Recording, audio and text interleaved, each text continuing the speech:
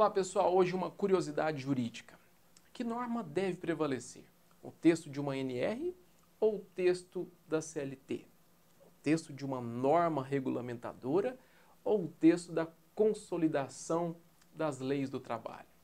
Alguns dirão, Marcos, é muito fácil essa resposta. É claro que a CLT deve prevalecer sobre a NR, uma vez que estamos falando de uma lei comparada com uma portaria, com uma norma regulamentadora. Então, essa resposta é fácil demais no aspecto jurídico. Será que é sempre assim? Vamos revisar um pouco sobre a hierarquia das leis. Fazendo já uma contextualização, a nossa hierarquia legal, baseado até nos estudos de Hans Kelsen, também chamada hierarquia kelsiana, no Brasil nós entendemos que a lei maior é a Constituição Federal. Abaixo dela existem outras tantas leis, chamadas leis infraconstitucionais. Para o nosso estudo, interessa falar das leis ordinárias, aqui representadas pela CLT. Abaixo ainda das leis ordinárias, do ponto de vista hierárquico, nós temos as portarias, que são atos administrativos, como exemplo, as normas regulamentadoras. Senhores, e se estamos falando de uma hierarquia, podemos concluir facilmente que o que está embaixo não pode contrariar o que está em cima. Foi assim que nos ensinou o STF numa decisão de 2007, que lemos agora. Normas inferiores não podem inovar ou contrariar normas superiores, mas unicamente complementá-las e explicá-las, sob pena de exceder suas competências materiais, incorrendo em ilegalidade. Portanto, senhores, é verdade. Em tese, norma inferior não pode contrariar norma superior. Olhando apenas esse aspecto, é fácil concluir que uma NR não pode contrariar o texto da CLT. Mas será que há exceções para isso? Vamos comparar dois textos. O texto que está na CLT com o texto que está na norma regulamentadora número 17, que fala sobre ergonomia. Vejamos. O artigo 98 da CLT diz: é de 60 quilos o peso máximo que o empregado pode remover individualmente, ressalvadas as disposições especiais relativas ao trabalho do menor e da mulher.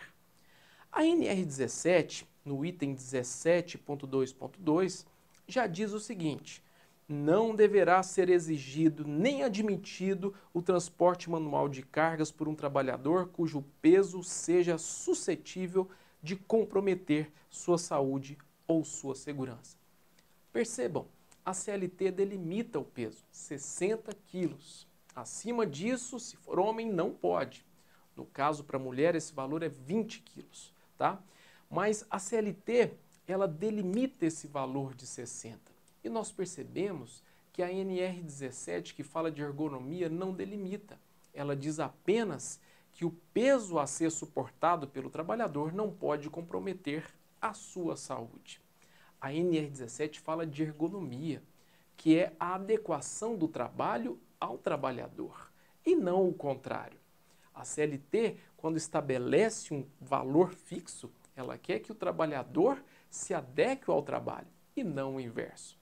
Portanto, senhores, todas essas normas, elas precisam ser avaliadas não só no aspecto da hierarquia, mas elas precisam ser avaliadas também, isso é muito usado no direito do trabalho, pelo princípio da norma mais benéfica ao trabalhador. Qual é mais benéfico para o trabalhador? Estabelecer o valor de 60 quilos como regra e de forma inalterada para todo e qualquer trabalhador, ou individualizar esse peso levando em conta o biotipo e o estado clínico daquele trabalhador? É claro que essa individualização é muito mais benéfica ao trabalhador. Portanto, nesse caso, prevalece a NR sobre o texto da própria CLT. Portanto, senhores empregadores, tomem cuidado. Às vezes, na sua empresa, Você tem vários trabalhadores carregando um peso muito alto e você está tranquilo. Não tem nenhuma infração legal aqui, porque nenhum peso supera 60 quilos. Mas ainda que não supere, se esse peso estiver comprometendo a saúde desses trabalhadores, os senhores podem responder, inclusive sendo penalizados em algum processo judicial trabalhista por conta do princípio da norma mais benéfica ao trabalhador, onde, nesse caso, a NR17 deve ser observada. Ok? Muito obrigado e até a próxima. Tchau, tchau.